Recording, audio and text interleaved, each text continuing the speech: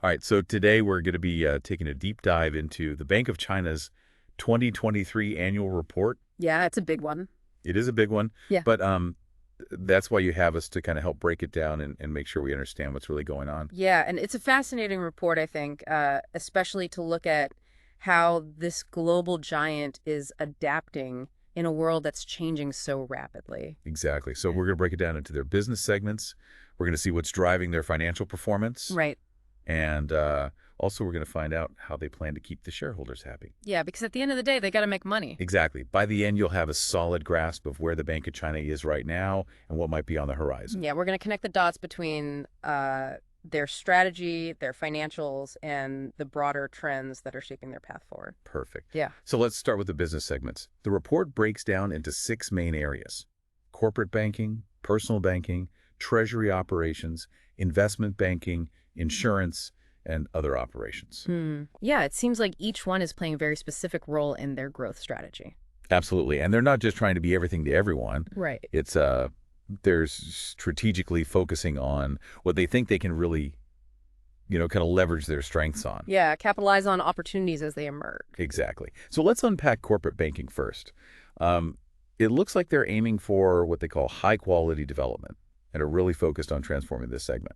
Well, it's interesting. They place a really strong emphasis on aligning themselves with national strategies. Yeah. So you see them very actively supporting areas like technological innovation, green credit, and inclusive finance, which are all, crucial for sustainable economic growth. Absolutely. And they're really putting their money where their mouth is because their green credit balance in mainland China grew by a massive 56.34% year on year, hitting RMB 3.1067 trillion. Yeah, that's a serious commitment to green finance, and it also positions them to really benefit from the growth of this sector, which is only going to accelerate. Right. They also mentioned supporting strategic emerging industries. Their loans in this area saw a huge jump of 74.35%. Yeah, I mean that tells you they're looking beyond the immediate future, right? They're betting on the industries that are likely to reshape the global economy in the years to come. Yeah. It's a risky move, but potentially a very rewarding one. And they're tailoring their policies to different regions as well, supporting key areas like the Beijing, Tianjin, Hebei region, the Yangtze River Delta, and the Guangdong, Hong Kong, Macau, Greater Bay Area. It's like a targeted investment strategy. They're focusing on regions with high growth potential, Yeah. which also happens to align with China's national development plans. So, listener, this deep integration with China's national strategies is something to keep in mind. When you're analyzing Bank of China, their success is closely tied to the success of these national initiatives. Yeah, their fate is intertwined with the broader economic and political landscape of China. It's a symbiotic relationship, right? The bank benefits from the country's growth, and its support fuels that growth. Exactly. Now, let's shift gears to personal banking. This segment seems to be a major contributor to their operating income. Yeah, and they're really focusing on more than just, basic banking services here. Yeah. They're trying to become a trusted partner for their customers' financial well-being. Absolutely. It's Yeah. interesting how they're actively promoting their wealth management services, especially to medium and high-end customers. As of the end of 2023, they had over RMB 14.29 trillion in financial assets under management for personal customers. Wow. That's a lot of trust they've built. It shows that they're successfully positioning themselves as more than just a bank. They're becoming a comprehensive financial services provider, Right. which is key in a world where people are looking for holistic solutions. Absolutely. And they're using technology to enhance their personal banking services like their online wealth community. And it's clearly paying off because their financial assets under management are steadily increasing. Yeah, and this raises an important question. How will personal banking evolve in the future with the rapid advancements in fintech and the changing needs of customers? How will Bank of China need to adapt and innovate to maintain its leading position? That's a great question, and that's definitely something to think about as we move forward now. Before we get into the numbers, let's touch on their other business segments. They have a strong presence in investment banking through BOC International Holdings Limited, or BOCI. Yeah, BOCI has been quite active, particularly in facilitating IPOs on the Hong Kong Stock Exchange. They helped 14 companies go public, raising over HKD 14.3 billion. Wow. They're also making a mark in green and sustainable bonds, underwriting bonds worth USD 4.215 billion in this space. But they're weaving sustainability into everything they do, not just corporate banking. It's a smart move, right? It signals to the market that they're serious about ESG and are positioning themselves as leaders in this rapidly growing area of finance. Absolutely, and we can't forget their insurance arm, BOCG Insurance, which operates in Hong Kong.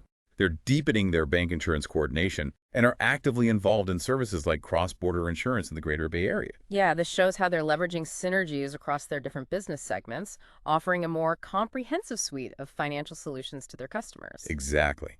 So we've seen how Bank of China is diversifying its business segments and strategically positioning itself for growth. Now let's dive into the heart of the matter, their financial performance. The report highlights steady growth in both assets and liabilities.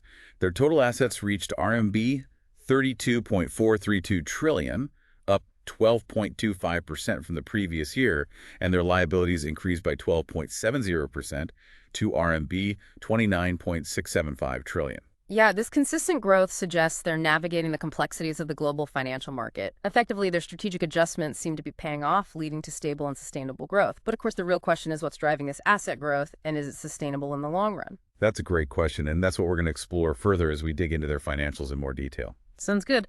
Let's delve deeper into those financials then.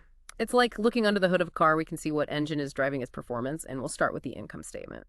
Yeah, that's always a good place to start. So their net interest income, the money they make from loans, basically came in at RMB 466.545 billion. That's a slight dip from the previous year. Is that a red flag?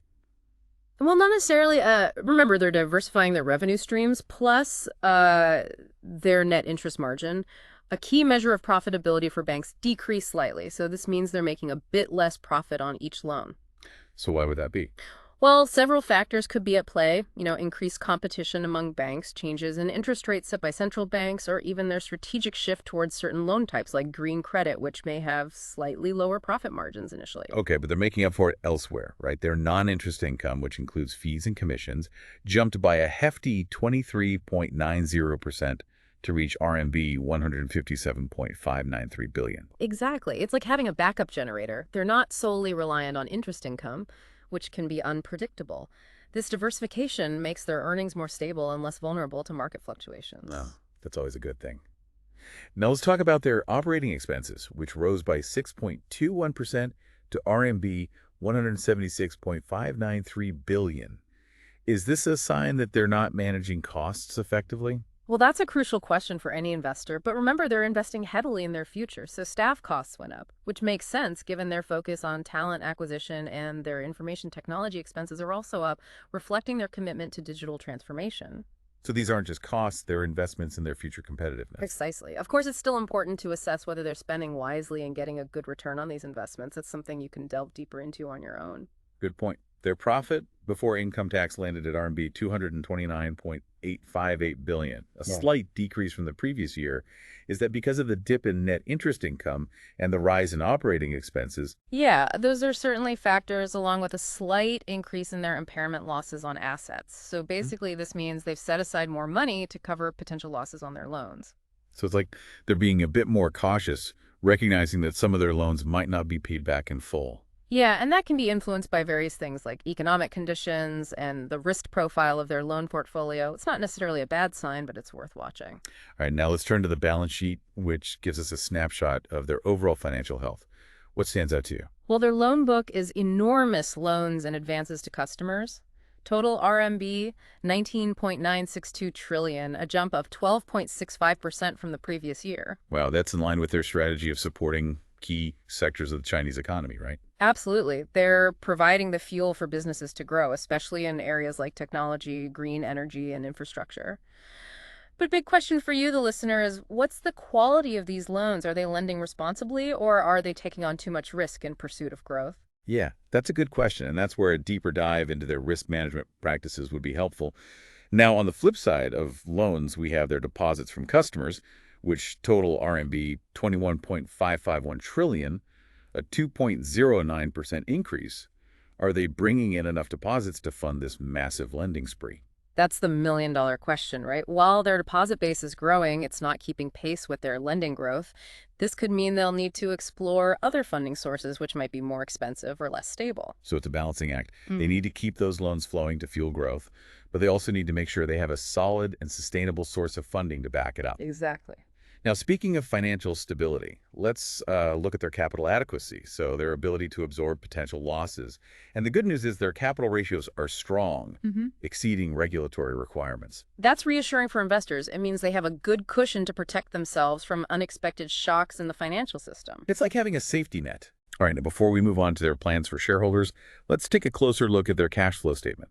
This tells us how much cash is actually flowing in and out of the business. Yeah, it's the lifeblood of any company, and Bank of China has a healthy pulse, their net cash flow from operating activities. So essentially, the cash generated from their core business operations increased by 11.79% to RMB 713.366 billion. So it's good. So they're making good money from their day-to-day operations. That's a positive sign. But they're also investing heavily, right? Yes, their net cash outflow from investing activities was RMB 539.428 billion, mostly driven by their investments in financial assets. Remember, they're building a portfolio for the long term. But are these investments wise? Are they generating the returns they expect? That's something for you, the listener, to investigate further. And finally, their financing activities show a net cash inflow of RMB 119.862 billion. This is mainly due to issuing bonds, essentially borrowing money to fund their growth. Yeah, that's a common strategy for banks, but it's crucial to assess their debt levels. Are they borrowing too much? What are the terms of their debt? These are important factors to consider when evaluating their financial health. Okay, so we've got a good overview of Bank of China's financial performance. They're growing, steadily diversifying their revenue streams and maintaining strong capital ratios, but they also face challenges like managing their loan book, ensuring a stable funding base, and navigating a complex global environment. Exactly. It's a mixed bag, which is typical for any large financial institution. And that brings us to the question of how they plan to reward their shareholders. All right, so let's talk about how Bank of China is rewarding those who've invested in them. After all, shareholder value is a key metric for any publicly traded company. Absolutely. And they've highlighted their commitment to shareholder value in several ways. One key area is dividend distribution. They've proposed a final dividend on ordinary shares of RMB 2.364 per 10 shares. So they're sharing a portion of their profits directly with shareholders. What does this tell us about their outlook? Well, it suggests confidence in their future earnings potential. They're essentially saying, we believe we'll continue to generate strong profits, and we want to reward our investors. And it's worth noting that this dividend payout ratio, the percentage of profits paid out as dividends, aligns with their past practices and industry averages. Yeah, that's a sign of a sustainable approach. They're finding a balance between rewarding shareholders today and reinvesting profits to fuel future growth. Now, beyond dividends, share buybacks are another way companies can boost shareholder value. That's right. Share buybacks happen when a company uses its own cash to repurchase its shares from the open market. This reduces the number of outstanding shares, which can increase the value of the remaining shares. So it's like they're making each slice of the pie bigger. Exactly. And while the report doesn't explicitly mention share buyback plans, it's something to keep an eye on if they have excess cash flow and believe their shares are undervalued. Share buybacks could be a strategic move to boost shareholder returns. Yeah, it's a signal to the market that they believe in the value of their own company. Now, let's broaden the lens beyond just financial returns. Things like strong corporate governance, a commitment to sustainability, and a good reputation also contribute to shareholder value. You're spot on. These factors can be harder to measure, in dollars and cents, but they play a huge role in attracting investors, building trust, and fostering long-term growth. And the report does highlight their efforts in these areas. They discuss their robust risk management framework, their green finance initiatives, and their commitment to social responsibility. These are all signs that they're building a strong and sustainable foundation for the future, which ultimately benefits shareholders. Okay, so we've seen their plans for shareholder value now. What about the bigger picture? What are the key things to watch as we assess Bank of China's future prospects? That's where things get really interesting. We need to consider both the opportunities and the challenges they face. A big one is the overall economic environment. Global growth rates, interest rates set by central banks, and even trade policies can have a major impact on their performance. And speaking of trade policies, the tensions between China and the U.S.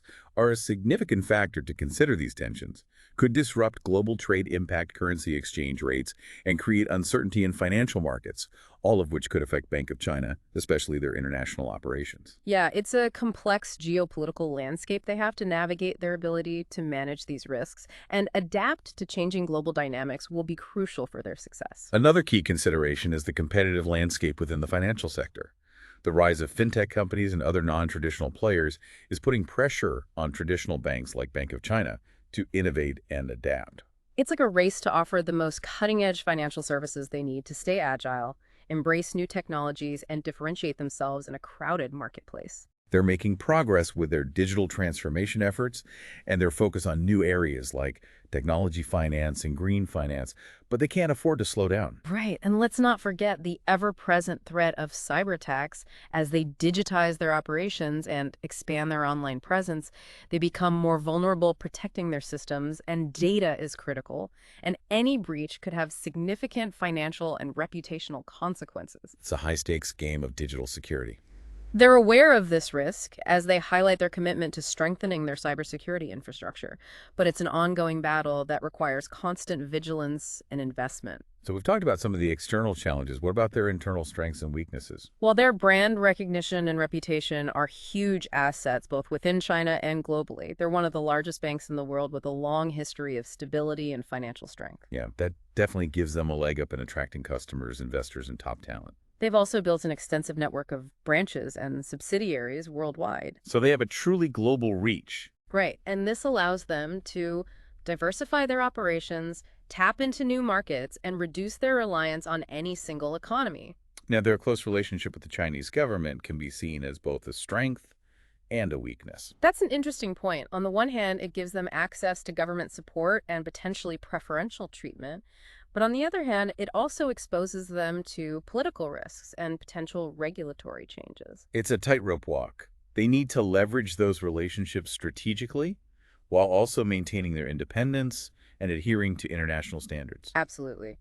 Now, one potential weakness that some analysts have pointed out is their relatively high proportion of non-performing loans compared to some of their global peers. So there might be some room for improvement in their credit risk management. Yeah, the report does acknowledge this and highlights their efforts to improve their credit assessment processes and loan monitoring capabilities, but it's definitely something to watch closely as any significant deterioration in asset quality could hurt their profitability and stability. So we've covered a lot of ground today, from their various business segments and financial performance to their shareholder value plans and the challenges they face moving forward.